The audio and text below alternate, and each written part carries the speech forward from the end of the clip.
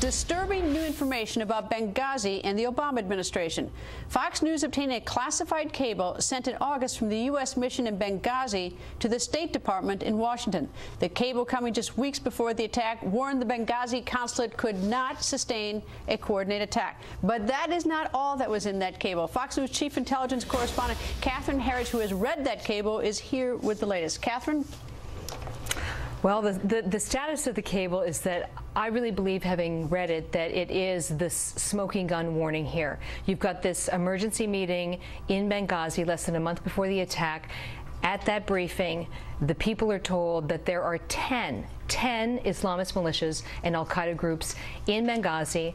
The consulate cannot sustain a coordinated attack and that they need extra help. And this information goes directly to the office of the Secretary of State, Hillary Clinton. So again, you've got the culpability of the State Department. This is a very specific warning that they are in trouble, they need help, and they see an attack on the horizon. All right. What's the date on this cable? It's the 16th of August. Is there any response or any indication there's been any direct response to that cable between the 16th of August and the 11th of September? I don't know what the classified traffic was between the 16th and the 11th, but I asked the State Department today specifically, given the warnings and how detailed they were and the intelligence that al-Qaeda and these militias were operating in Benghazi, was any extra security considered or put in place in light of the 9/11 anniversary? You're 3 weeks out. I think that's the critical question, and the State Department said to me today they wouldn't comment because it's classified, and they're also waiting for the outcome of this investigation. Who was the signatory to the cable? Ambassador Stevens. And you say that it went to the office of Secretary of State Hillary Clinton.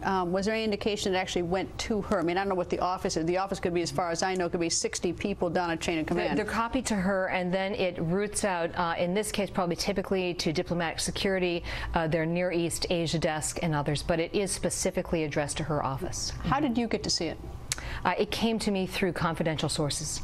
And why? I mean, it sounds to me that things are starting to break down because we're starting to get, information from the different sources. Both you and Jennifer Griffin are getting it.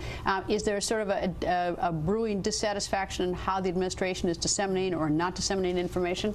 I can't speak for why these sources come forward, but I believe, based on this cable, that the point that was being made, that they wanted made publicly, not just in a classified setting, is that the warning that came from Benghazi was very specific. It said, we cannot withstand an attack.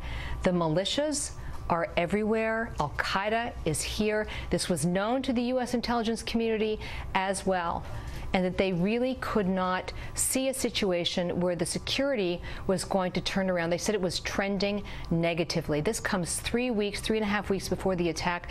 I can't think of anything that would be more specific than if these groups had emailed the State Department and said, here's the time, here's the place, and here's the method of the attack, because the cable names the two groups, al-Qaeda and Ansar al-Sharia, that we believe were responsible for this assault. How long is this cable, Bud? I mean, is it a page, 2 pages? It's a little over a page. So it's quite detailed. It's very detailed. There can be no doubt that this is really a cry for help from the people on the ground.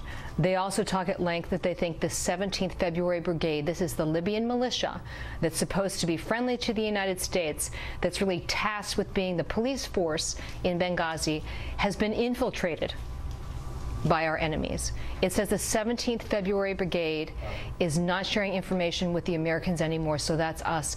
And we had information right after the attack that this brigade just kind of melted away during the attack. They were nowhere to be found. What would be the reason, or is there any reason supplied as to why that cable wasn't acted on? Is there any sort of, the person you spoke to, does anybody have any idea? Did it get lost in the shuffle, or there was a diplomatic or political reason, or is there any reason it wasn't acted on? Well, someone has said to me, looking at this whole story, don't see a conspiracy when you can just see incompetency. I think we sometimes know that things move very slowly in Washington, D.C. So I think that's one element. But if you couple this with the fact that we were coming up to the 9/11 anniversary, and you couple this with the statements that a videotape was somehow responsible, what you see is that that is completely undercut. This cable says the militias and Al-Qaeda are here. We essentially think that we are next. So to take this attack and to suggest for such a long period of time that it was a video when you have this classified cable and the intelligence, it just doesn't match up. Why do you think that we're not getting much information out of the administration? Is it in part because it's the CIA, or is it a situation where they're trying to cover mistakes?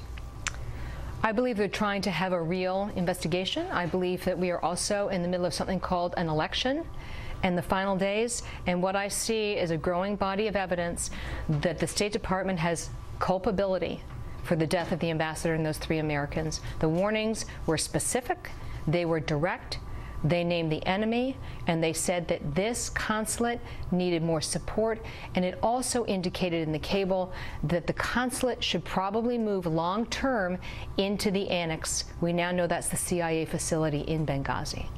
Catherine, thank you, and obviously very disturbing. And you know, working in Washington, we all know people at the State Department and how hard they work, and they want to take such good care of their people. So, you know, I think it's important that the people who lost their lives have themselves honored with the facts, and I think we're starting to get the facts. Without any doubt, I'm in agreement with you on that. Is, you know, the facts need to, we need to get the facts. Catherine, thank you.